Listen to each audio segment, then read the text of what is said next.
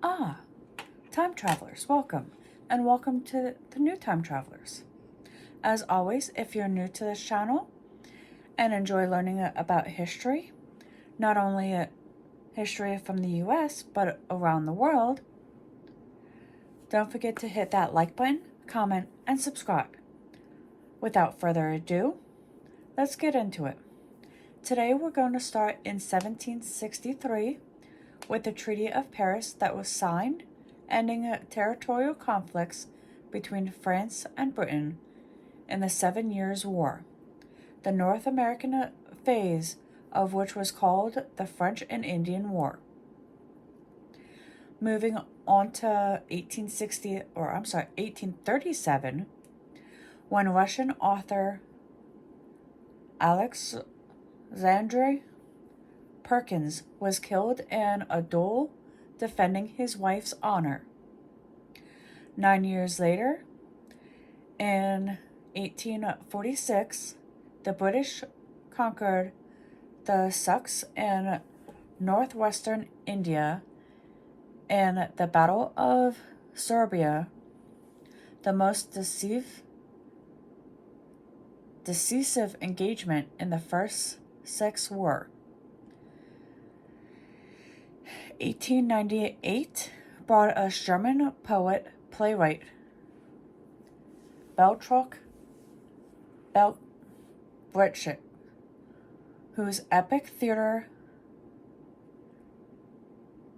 departed from the conventions of theatrical illusion and developed the drama as social and ideological forum for leftist causes, was born in Augsburg.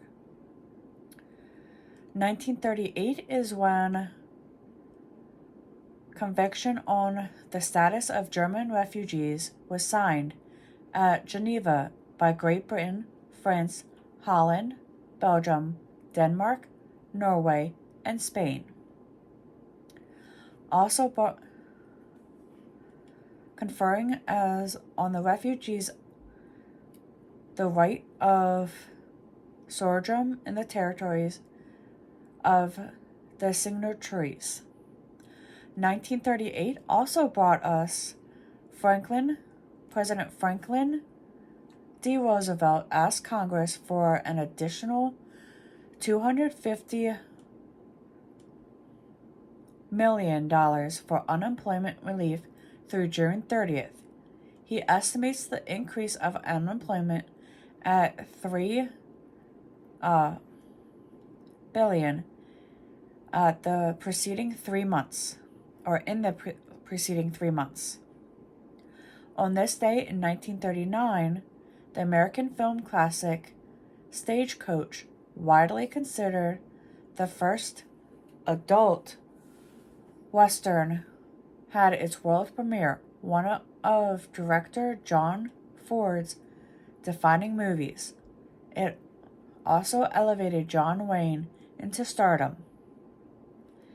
In 1957, American author Laura Ingalls Wilder, who wrote the popular Little House series of children's books, passed away at the age of 90, which the TV series is actually based off of her books.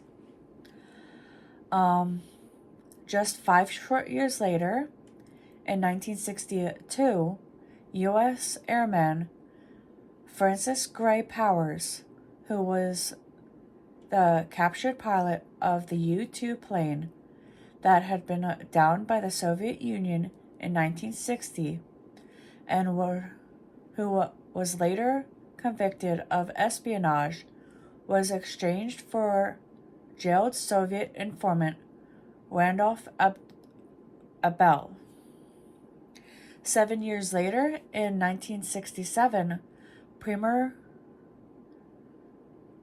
Koskin, in a television interview in London, expressed sympathy for anti-Muslims in China. 1977 is when Yuri Orville, a physicist physicist active in the human rights movement in the Soviet Union, became the fourth distinguished descendant in 10 days to be taken into custody. The Communist Party newspaper Pravda said the descendants were just a handful of individuals who do not represent anyone or anything and exist only because they're supported, paid, and praised by the West. 10 years before the turn of the century, in 1990, the spacecraft Galileo flew past Venus on its way to Jupiter. On this day in 1996, world chess champion Garry Kasparov began a 6-round match against Deep Blue, a chess-playing computer built by IBM, in which Kasparov claimed a 4-2 victory through Deep Blue won a rematch the following year.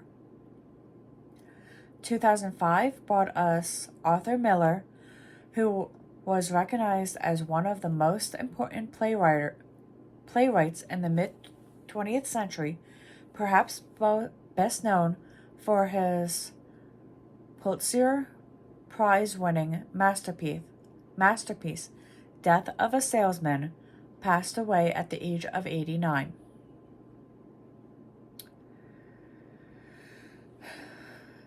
Fleming Rose, an editor of Julian's Postman, in 2006 was quoted by saying, "I feel sorry for Muslims.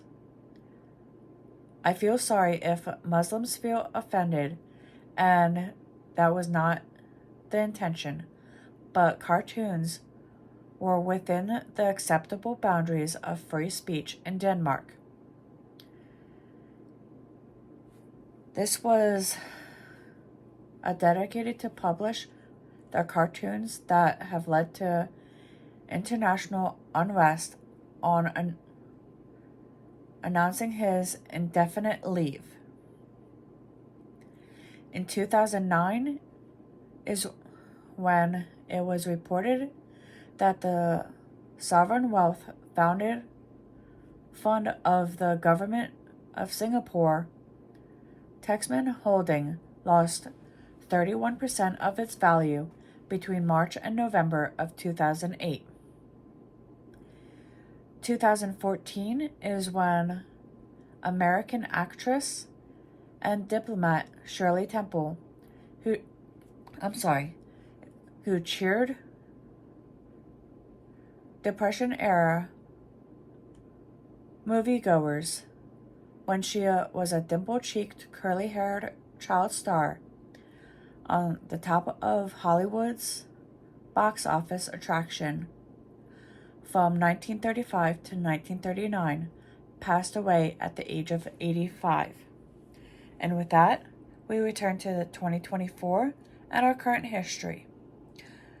Let's see what this year has in store for us. Until next time.